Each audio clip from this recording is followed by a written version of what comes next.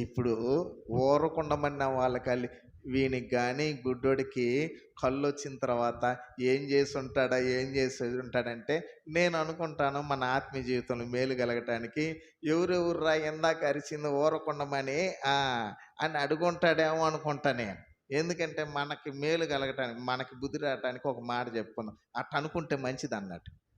ఎవడెవడురా ఇందాక ఊరకుండమని అరిచినోడు అని అంటే, అగో వాడు వాడు అని అంటే, చూసారా మీకుండే ఎంత ఆశీర్వాదం పోయేదో అని అనుండొచ్చాము.